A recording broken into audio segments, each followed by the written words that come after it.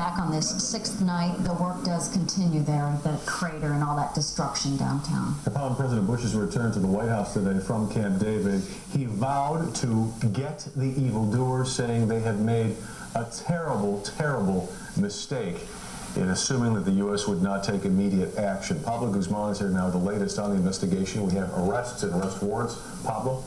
Todd, Dana, step by step it happens. Now, most of you know that yesterday the FBI raided an apartment in Jersey City where two men lived who were pulled off a train in Texas and are now back in New York, being held in connection with Tuesday's attacks. Ayub Ali Khan, 51, and Mohammed Jawi Azma, 47, taken off the train they had boarded after their flight out of Newark, like every other flight in America, was ordered down after the attacks in New York, Washington, and Pennsylvania. However, what no one outside the terrorist task force knows is that just a couple of blocks away from that Jersey City apartment the FBI raided yesterday and where they had evidence removed is another apartment building, one that investigators told me, quote, is swarming with suspects.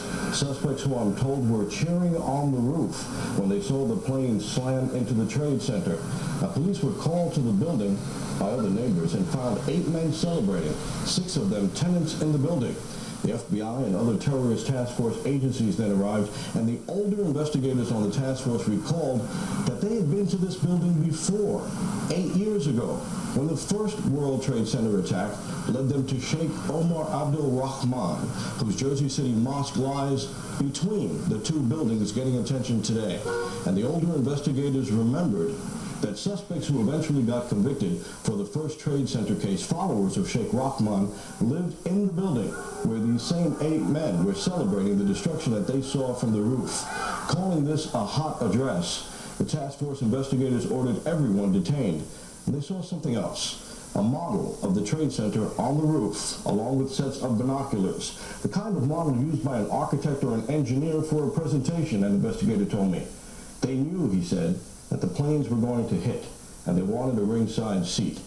Remember, part of what motivates Osama bin Laden against the United States, he has told followers, is that the United States put Sheikh Rahman in jail. Bin Laden has said that for that, the U.S. must pay. Yeah. Todd? Pablo, it's absolutely chilling the fact that they were sitting there waiting, watching, as if getting ready to celebrate the fact that the Twin Towers would topple.